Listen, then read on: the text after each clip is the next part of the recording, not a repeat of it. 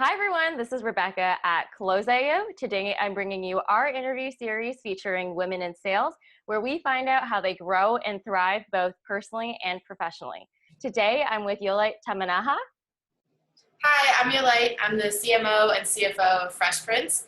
We make custom apparel, so t-shirts, sweaters, tank tops, that kind of stuff. But the cool thing that we do is that we have over 250 students who run the business on their campus. So we give them the money, the training, and the support to start a custom apparel business on campus and build it into something great.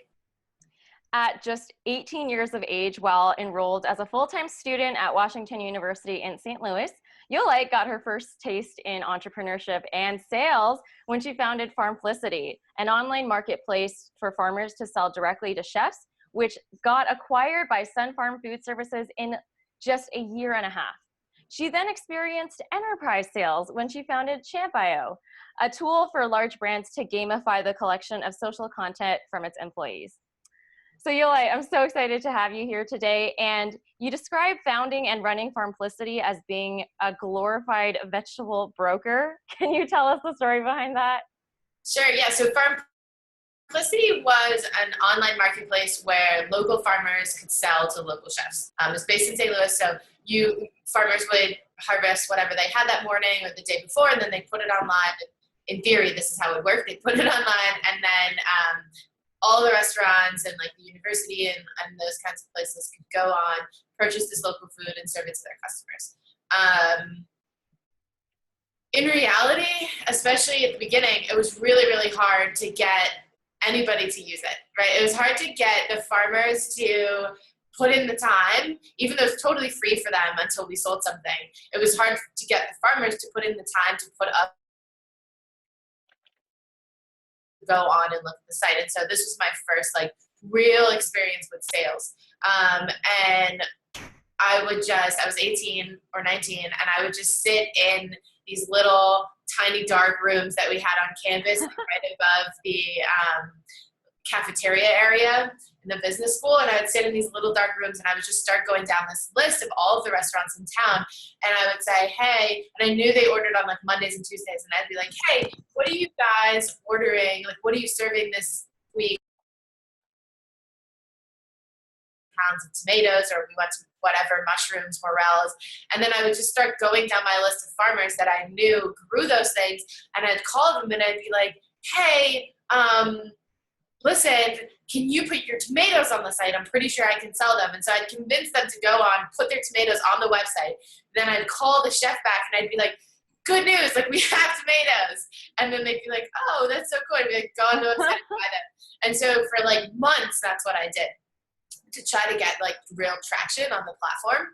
And that was really it. I mean, I learned in those months that like it doesn't really matter exactly how you hustle. It just kind of matters that you hustle, and that people at some point start to pick up on it, right? Like once the farmers were putting up enough vegetables and like really seeing this return where they would put something up and then someone would buy it because I had already set up the sale. Yeah.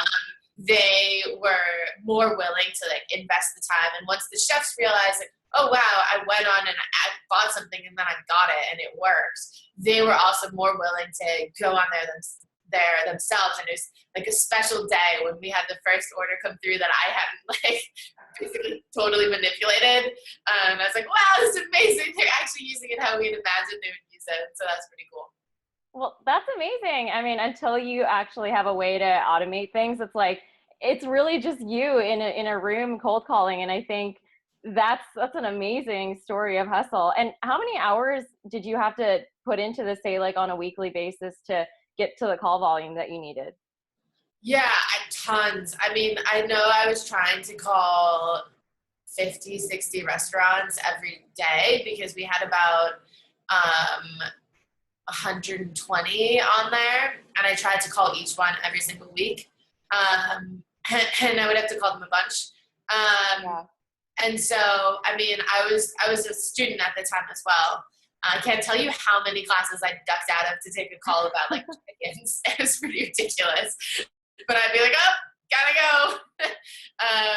But I was a student at the time, and I would just like run into those rooms like in between, and I would try to block off. Like I remember sort of putting together my class schedule, remembering that on Monday and Tuesday afternoons, I had to call restaurants to try to get them to buy stuff. And so I would try to build out these big blocks. And I think I was probably doing in total 5 or 6 hours of calls every day. And that was actually when you met Sarah Hasselkorn, who is also one of our guests here on the series. She's the head of sales operations at MakeSpace. Go ahead and check out that interview, everyone. And that was kind of the start of a little bit of a business partnership and ultimately a friendship for you guys. Yeah, so Sarah and I were introduced by someone at the university. I think it might have been Cliff Holcamp, but we were introduced as sort of like these two students who were also building businesses at the school at the same time. I thought Sarah was super cool because it wasn't just an online platform, right? It was like an entire restaurant. And that was really awesome. And so we were introduced, and we actually kind of became friends before it became a business thing. I think because I had gone to her, I was writing a food blog at the time where I was trying to eat every single thing on campus. And I had gone to her restaurant because someone introduced the two of us. And I got to her restaurant to like eat it and write a review about it.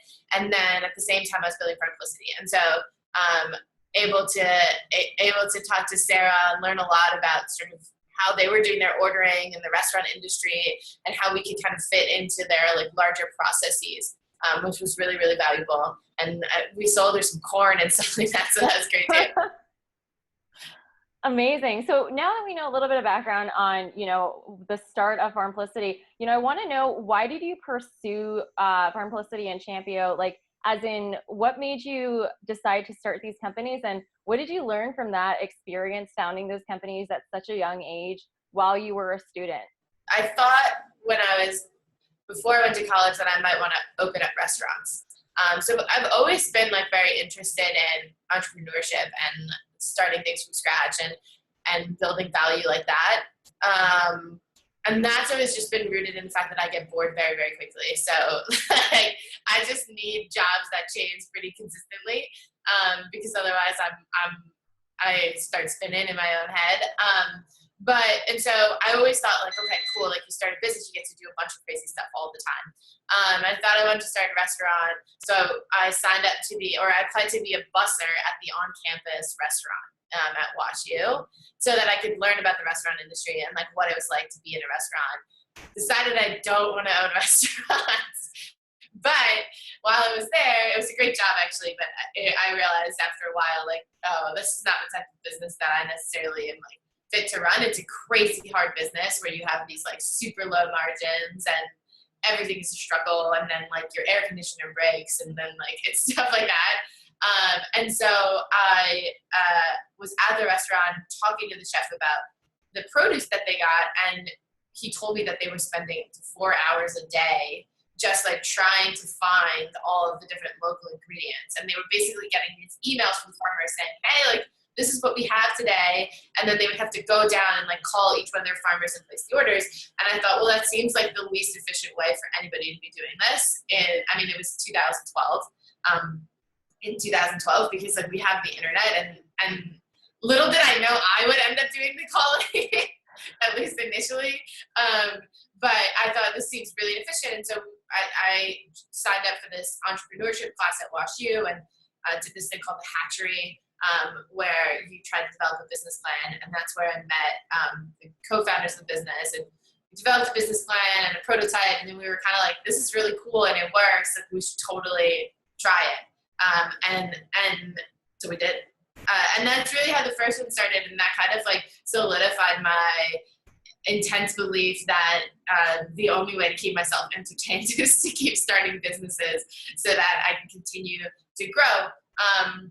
And yeah, it taught me an incredible amount. I mean, I always joke around with people that I do things in my job today, but especially also then, that I'm 25 years old, that no other company would trust me to do for another 20 years.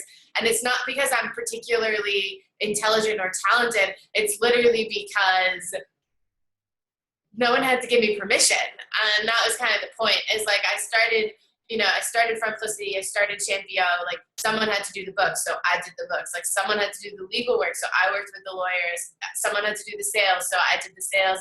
And when you're 19, 20, there's no internship that's going to give you that level of power and trust because no one had to give it to me. And that really like gave me this great foundation of experience that has helped me tremendously after college as well. Yeah, that whatever it takes mentality is, I kind of see like a beautiful analogy between, you know, the back of a kitchen and startups. Because you always see on those like restaurant shows or those docu-series how in the kitchen it's all crazy and there's swearing and shouting and like dishes flying all over the place, but then when it comes out it's like this beautiful dish and, you know, everybody's happy and relaxed. And it's kind of just like how when you were cold calling farmers and restaurants in the room and it's like all they see is like they're magically connected. Exactly. I don't know anything about what you were doing in between classes. Exactly. And I actually love that analogy. I've literally been thinking about how you could write a whole thing about like how those things are similar. After I was busing, I also got to cook for a while in the kitchen as like one of the line chefs. I just did like the fried stuff, which was really fun though. But it's this like massive coordination of people who are each have like their own egos and their own things and their own projects, and everything has to like come together in the middle of this like controlled chaos to create this awesome product that everybody else sees. And I think you're totally right. It's an amazing analogy. I also really love this image that Keith Boyce uses in one of his talks about operating startups, that Jacob Goodman, who's one of the co-owners of Freshprints, which is the company I work for now, really kind of hammered into my head, but now I believe as well, which is this like image that the startup is really this like group of people putting, it's like you have a car and then the inside is all the parts, and the startup is like the group of leaders like trying to take duct tape and like duct taping everything together like over and over again, and then like everyone just kind of like stands there like this and you're like, oh shit, like I hope this doesn't fall apart like while people are driving it. And that's really what excites me, and like that's really what drove me to start those companies and to stay in startups, and hopefully to spend, you know, the rest of my career starting companies and working on early stage companies. So you're now the CMO and CFO at Freshprints. How did you get the job at Freshprints? Yeah, so I did know, so Jacob Goodman and Josh Arbiter are the two co-owners of Freshprints, and they went to WashU in St. Louis as well. And I knew Jacob vaguely through like happy hours and startup things from WashU. But by the time, so I sold Farmplicity my junior year in college and started Champio really about a month before we officially sold Farmplicity. I knew we were selling the company, and I had this other idea that I started working on. And then tried to build it for about a year, got some investment, worked with a bunch of really great people on it, but we could make no money. And so I graduated in May of 2015. The company had no money. We moved to New York to try to figure out like, okay, maybe we can get more investors here, maybe we can get some clients. We got to work with these like really great big companies like Intel and eBay and like big brands, but like couldn't get anyone to fork over the cash for our product, which like says a lot about ultimately was it really creating enough value.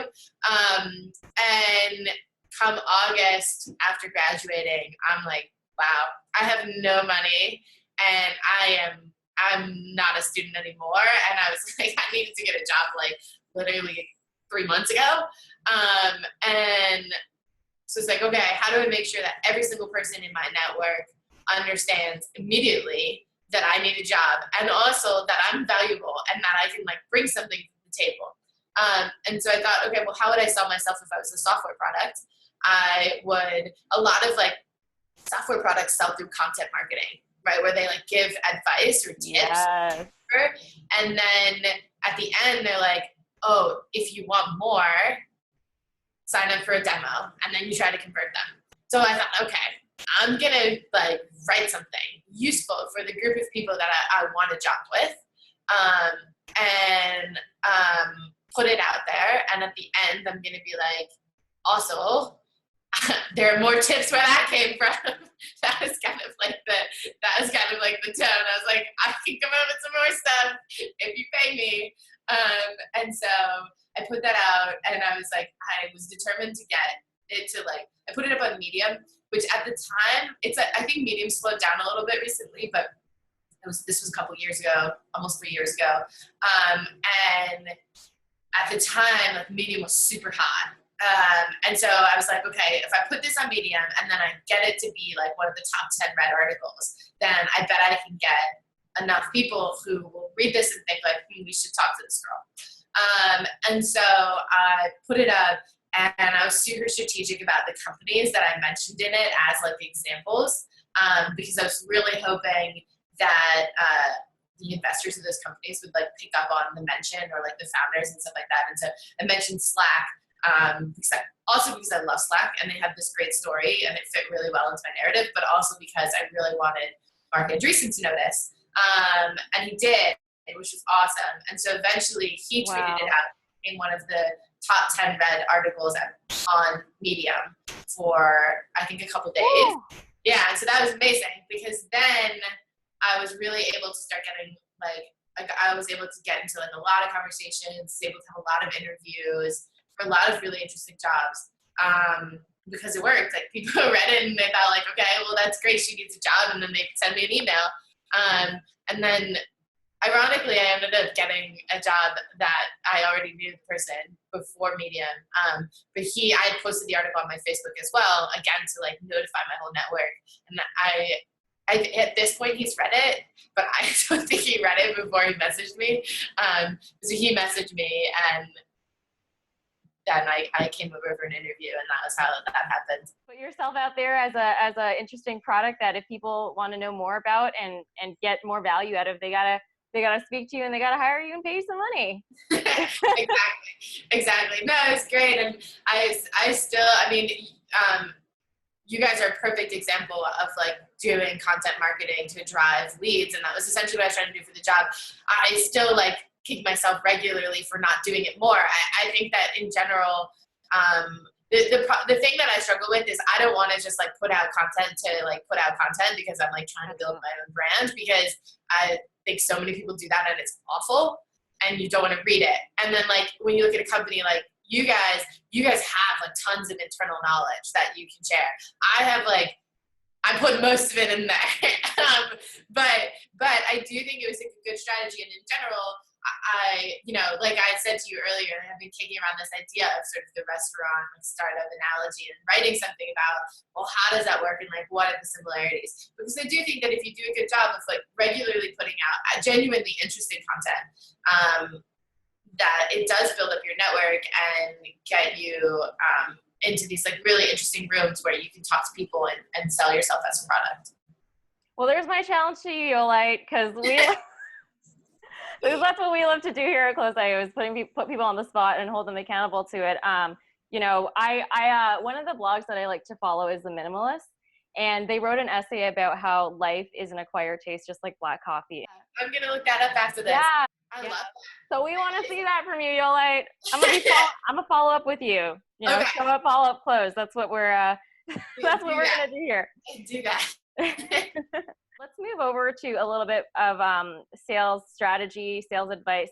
So right now, a large part of your job outside of your title is actually giving guidance to the sales team at Freshprints and those students. What do you commonly kind of address with these group of students? Yeah, sure. So we have 250 of them. I am lucky enough to manage around 40 of them, and a lot of different people on the team take a chunk of them and work with them. Over the last 3 years, I think I've worked with over 100, and they're amazing. It's one of my favorite parts of the job, is working with all of the different campus managers on all of the different at all the different schools, and it's great because it's this like super raw set of raw base of talent that nobody else takes seriously, right? It's the same thing where I was talking about earlier, that no one had to give me permission at 18 to do things, and then I did them, and like sure, I made a lot of mistakes, and and I was able to like successfully I was able to successfully do a lot of it. And so what we say is, well, okay, we are going to take these 18-year-olds seriously, 18 to 22-year-olds. Jacob and Josh also, Freshprints was actually started on a college campus by two sophomores who sold it to Jacob and Josh when they were sophomores. And so everyone sort of on the exec team and has this like deep belief that college students can do a lot because we all did a lot when we were college students. And so they come in, we take them very seriously, we give them full training, we teach them how to be salespeople, and then we tell them like, build this business, go on your campus, pitch people, find people, follow up, recommend the products. We give them, we teach them how do you manage pricing, how do you talk about pricing, that kind of stuff. And then we have weekly calls with them, bi-weekly calls with the older ones, where we go over sales concepts and their CRM and their leads and that kind of stuff.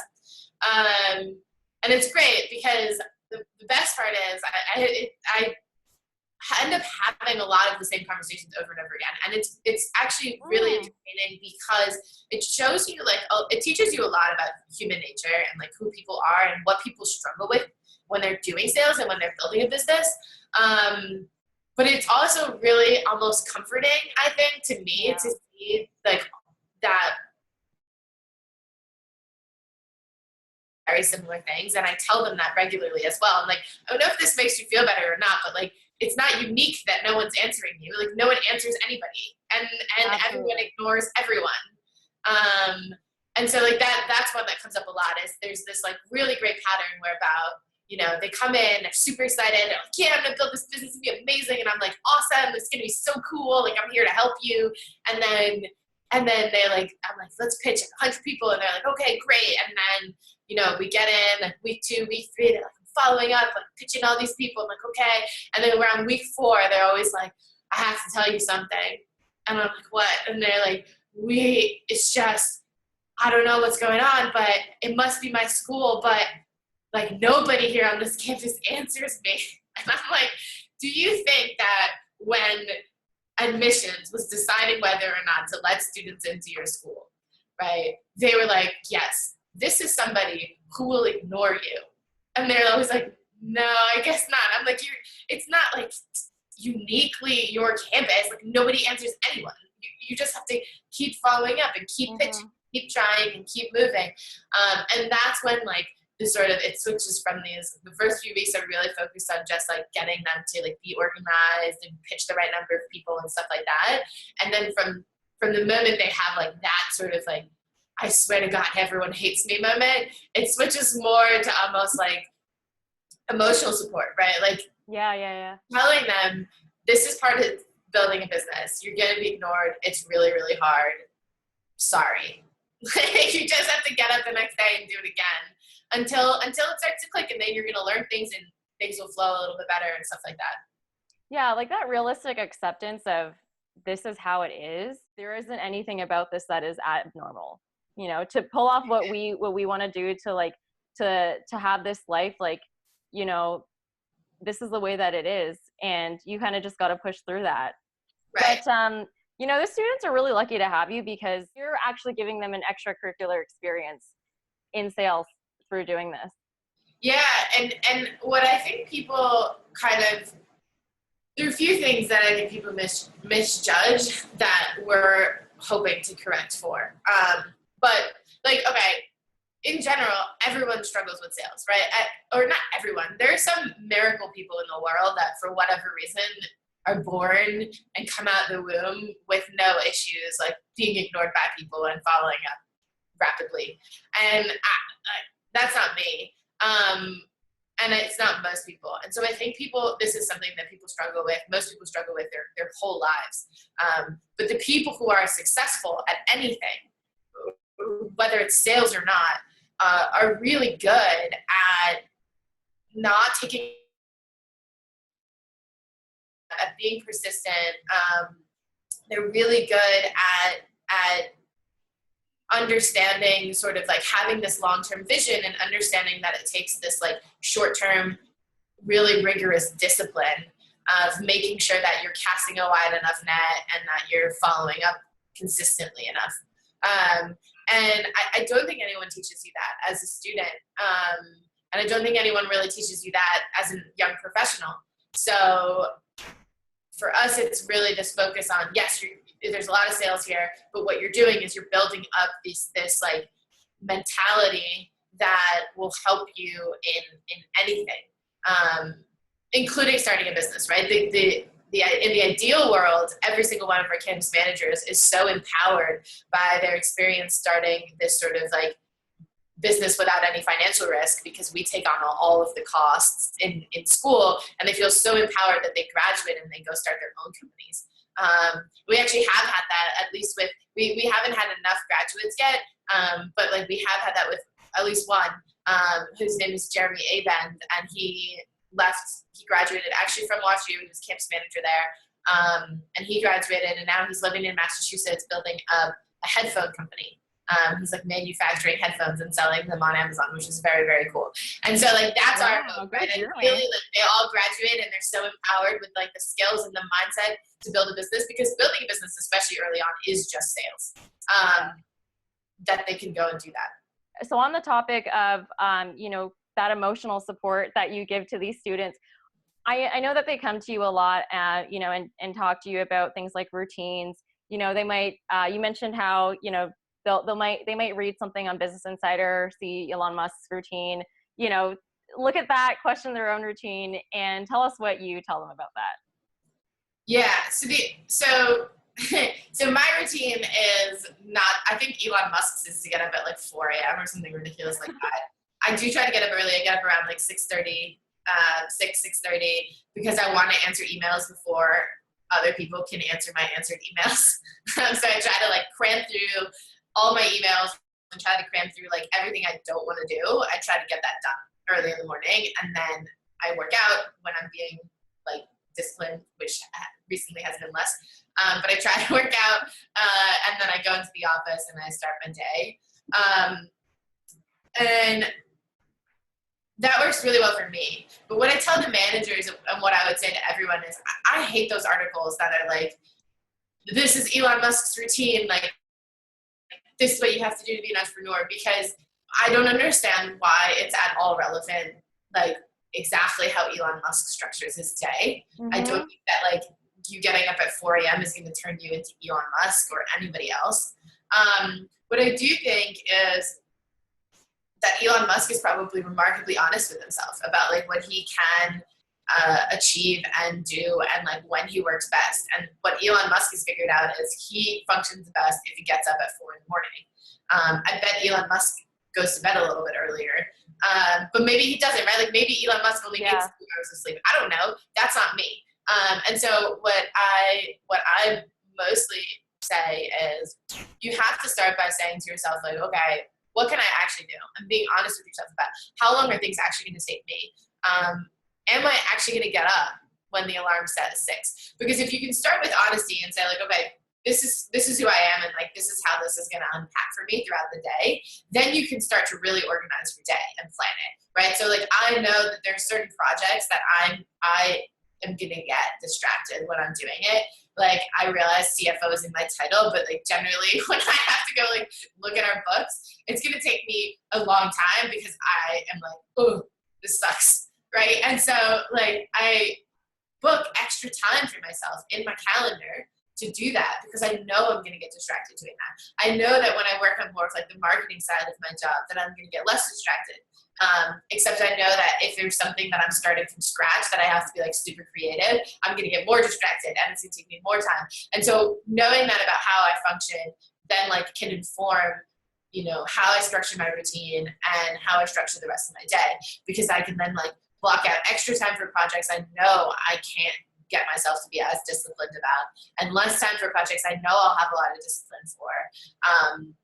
And that helps me be super productive and get every minute out of every day that I have. There you go, guys. Remarkable honesty. Startups are like kitchens, and market yourself like you would do content marketing for a SaaS tool to land your next opportunities. Boom. Those are our 3 takeaways from this amazing interview with you, Jolijt. And you have a call to action, of course, to write that poem or essay about the analogy. Yeah, first interview you've probably done where you got an assignment out of it. I'm pumped about it. let everyone know where they can find you, connect with you, and tell us about anything else that you're passionate about that we should check out. Yeah, you should absolutely shoot me an email if anyone's interested in connecting. My email address is just the letter J because I don't want to make anyone spell my first name. So it's just the letter J at freshprints.com. I'm super interested in the article that you mentioned. I think life is an acquired taste. I've totally acquired it. So I'm going to go read it because it'll really excite me, and then I'll send it to people. And yeah, I would love to hear about any interesting projects that anybody's working on. Yep. Connect with women who work in sales, women who work in business, and continue to hopefully build a network and a group of women who are young and empowered and interested in really making the world move forward. I think that sounds great. Beautiful. So we'll link to those below in the description box, and we can also link to your Medium profile, right? So yeah, people can follow you there. You can check out my article. It was called the home run article. Everyone's got to read that. It was called "Don't Take Advice and More Startup Advice." Love that. Look at that title. Brilliant. Awesome. Well, thank you so much, Jolijt. It's been a pleasure to interview you. Thank you for being here. Much.